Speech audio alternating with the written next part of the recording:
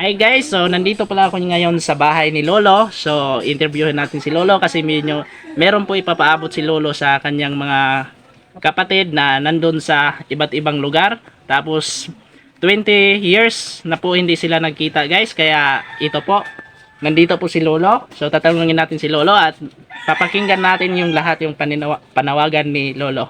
So li guys. Udah na itong mic lo ha para busog ang busis ba.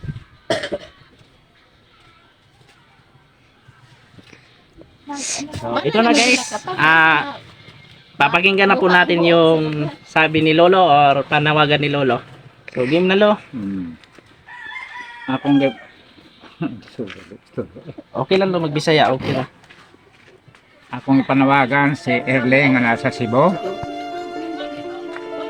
Kauban sa iyang mga anak, dugay dugay ng panahon no magkita og sa taga Kadulawan, mga igsoon nako. Kumusta na lang mo diha og ang usa nako kamanghod nga tuas Manila. Dugay na kaayong panahon nga may magkita hasta karon. Akong gipanawagan na mintras may buhay pa na magkita mi.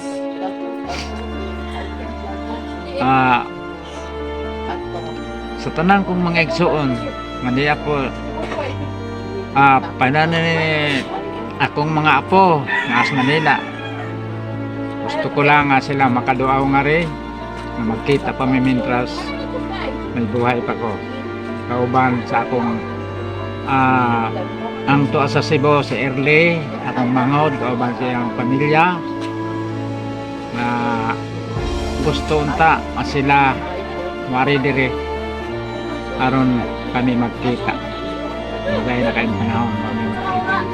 Tanan akong mga igsoon. Kauban din yung anak may satlo no?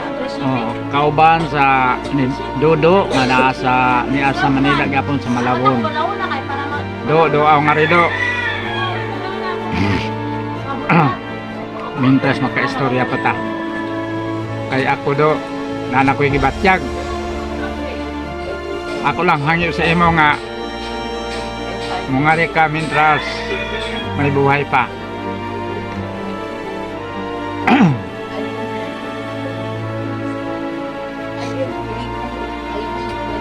Sa ibang mga kaigsuunan, sa ibang mga kaigsuunan almost 20 years na no na hindi kami kuha na gani sa umang igsoon mga nanas 40 anyos. Pira na edad ni mo karon lo? 76. Ayan, si Lolo po guys ay 76 na po. Tapos almost 23 years na po sila hindi nagkita sa kanyang mga kapatid. At guys, sa paparaan po nito na video, paki-like, paki-share na lang po tayo sa ating video sa ngayon na sa interview natin kay Lolo o sa panawagan ni Lolo. Para naman po guys na makaabot po sa iba-ibang lugar na kung nasaan yung mga kapatid ni Lolo. Para sa ngayon pa lang po habang hindi pa po guys, at sana makapunta silang lahat dito. Kaya guys, dito na lang po ang aming video. Sana po i-share nyo po ang aming video. Kami po ay nanawagan po sa lahat po ng mga kapatid ni Lolo at apo tsaka anak. So dito lang guys, bye po. So bye ka na lo sa mga natin lo. Ganyan. So kaway-kaway na lang po tayo guys no. Thank you.